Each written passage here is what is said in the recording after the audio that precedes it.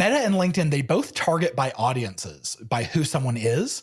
The difference is Meta doesn't actually know who you are professionally. They know what you're interested in and the kinds of things that you interact with, but they don't know you professionally.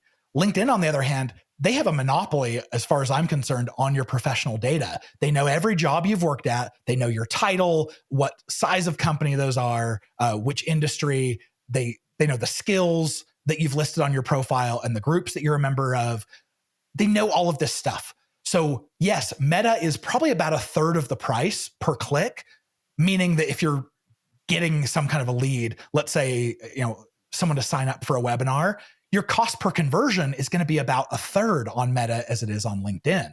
But what we found with a client recently, we analyzed their Meta spend and their LinkedIn spend, and we found that even though the costs were a third on Meta, by the time we walked them all the way through a proposal and a closed deal, LinkedIn's traffic, it cost 3 times more, but the sales team had to throw out 90% of the Meta leads. They only had to throw out and disqualify like 5% of LinkedIn.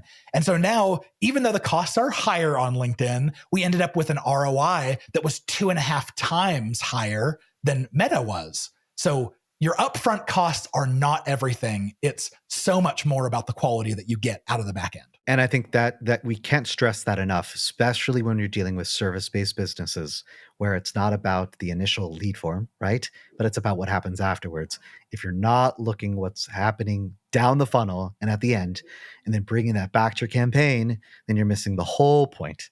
So that's awesome that you have, although you maybe didn't set up that A/B test, right? But you had it, and it's the proof's in the pudding. That's so cool. Yeah, and honestly, this is one of those things because we weren't running the Meta ads. Right. This was an A/B test that was set up because we're trying to show our value. And if the client keeps saying, "Hey, the costs on LinkedIn are about 3 times higher than we're paying on Meta," we get really discouraged. Like, oh man, there's nothing we can do about how much LinkedIn charges. But after finding the results, we had this new love and appreciation for our LinkedIn traffic just because it has a leg up on any other channel in terms of quality.